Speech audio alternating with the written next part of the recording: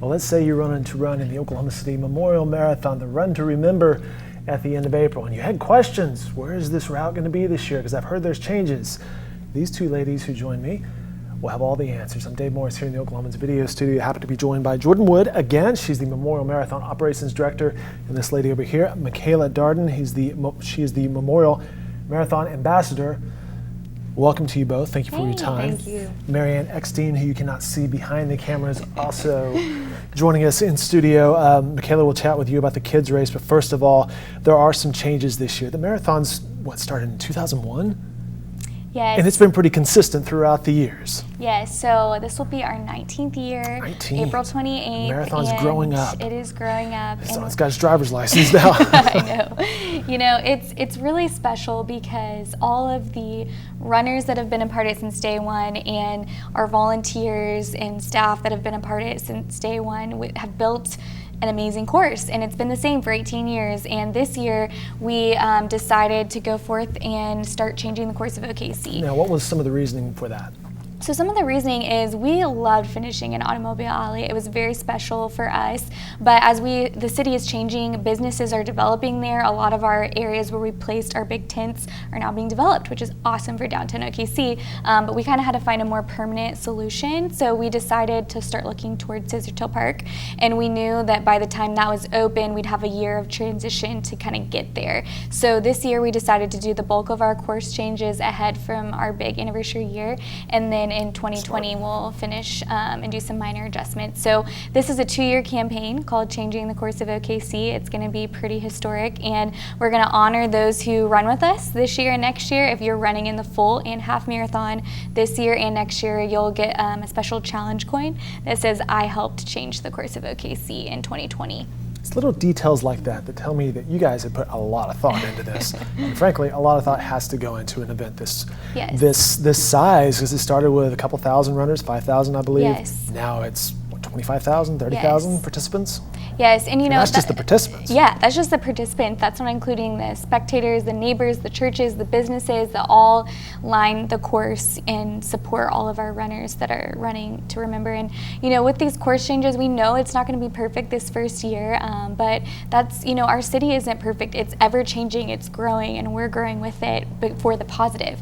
And as the runners will run this course this year, they'll kind of visualize and see what it's going to be like to come. They'll run past the new Scissortail Park, we'll run past the new convention center. You'll get a beautiful view of downtown Oklahoma City, and we're running south, which is new neighborhoods we haven't hit before. We're not running to the lake anymore, which I have a feeling some of the marathoners might be a little bit happy about, even though we love the lake. I know it's not ideal for your marathon. As a former participant, I can echo that. Yeah. It's like when you get to the lake, it's tough. That wind picks up, and you're like, oh, I'm only halfway and there. we all train there, you know, Sure. That's where we have to train. So we're kind of spicing it up for you guys. We've listened to your feedback. All of our changes are always developed from our surveys. So we encourage anyone to give us feedback for this year so we can make it perfect in years to come. You know, it's interesting, in our pre-meeting a couple weeks ago, we were talking about where you can, where you cannot lay a marathon course. And I was like, well, what if we went to this neighborhood, or you guys went to this neighborhood or that neighborhood? But there are some geographical constraints, and a lot of thought goes into this, not only from the small business standpoints. There's train tracks and just physical things in the city. Yes, you know, as we started to change the course, it's amazing how to try and get 5 courses to line up perfectly at the same start and finish from a distance standpoint to meet USATF recommendations, but also from the perspective of, you know, what is actually a good street to run on. We want to be respectful of the neighbors, and we want to get them the quickest access as possible. And so just there's a lot of factors that go into it, and it does take a year, if not 2 or 3, to get it perfect. But we're really excited for people to just get out there, run the new courses, tell us what they think, and that way we can begin to have our new home and our new race to come for the next several years. Let's chat some details here. The Oklahoma City Memorial Marathon Run to Remember comes up Sunday, April 28th. You can go to okcmarathon.com for all sorts of information. We will also encourage people to download that app, sign up for the email newsletter, because there's a ton of information on that. But Jordan, where does it start? Where does it end? people will want to know that. If there's changes, where do I need to be? Yes, well, the start line will always remain the same outside of the Memorial Museum, just outside of 6th and Harvey at the 903 gate. We'll still kind of run the foundation of the race. We've taken some minor adjustments along the way. We'll run south more. We've split the half and the full coming back. And then this year we will finish at Hudson and Sheridan, which is just outside of the Devon Tower. And then in 2020, we'll finish in Sistertail Park, but this year we're excited to be in Myriad Gardens. And so we'll be having our whole Finish Line Festival there. We'll have a live concert by Matt Stansberry and the Romance. We'll have a DJ, and we can even grab some 26.2 brew if you'd like. I saw there was some beer involved. Yes.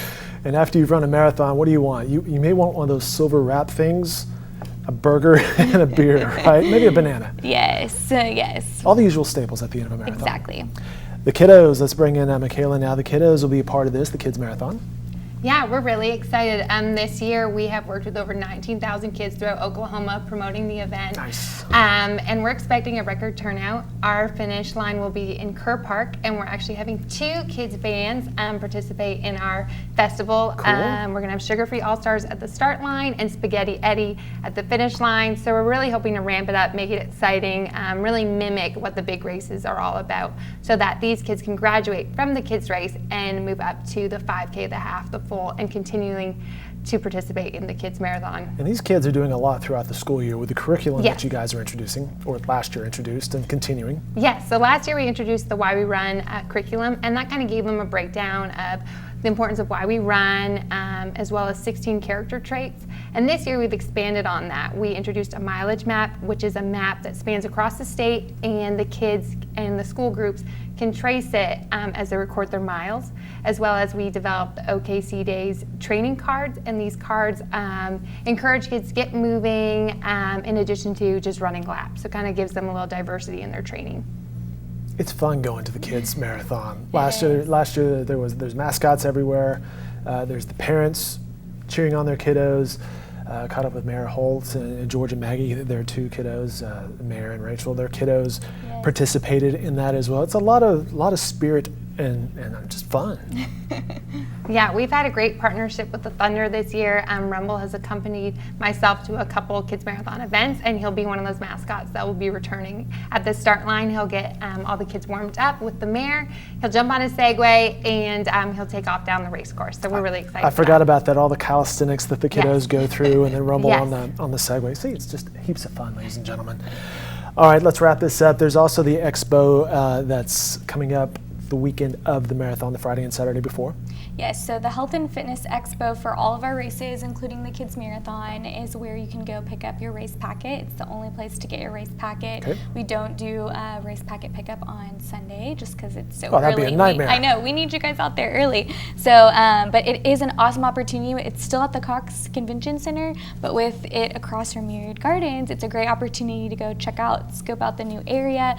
Gear check is right there at the finish line, so we encourage everyone to drop off their gear there, do a quick jog up to the start line, and that way you're finished. Everything is just right there ready for you. I guess we should mention now, what can people bring and not bring to the marathon? Because there are some restrictions. Yes, so when you pick up your packet, you'll get the clear gear check bag, and if you have any personal belongings like wallet, special hydration or nutrition that you want at the end, you can check all of that in at the gear check tent, which is just outside the Cox Convention Center there.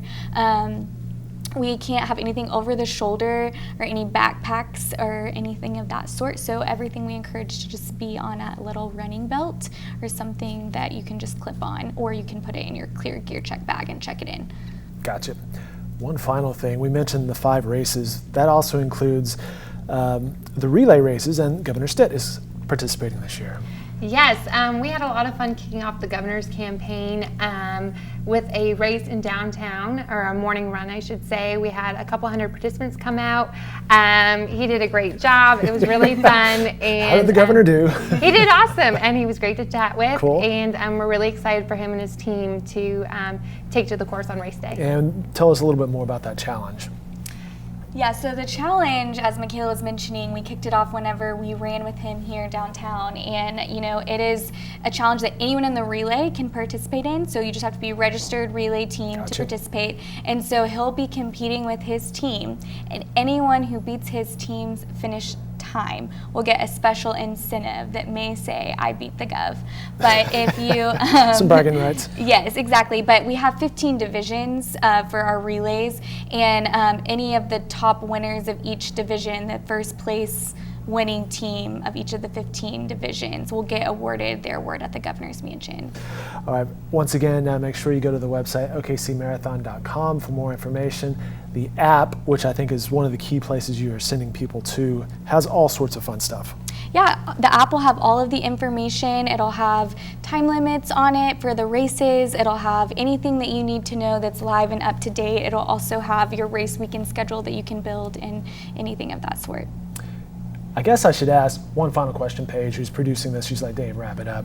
But one final question, can people still sign up? Can they volunteer, participate? Can people still get involved? Yes, people can still sign up. It is not too late, and you just have to sign up at okcmarathon.com unless a race sells out, but you can sign up, so you better hurry before one sells out.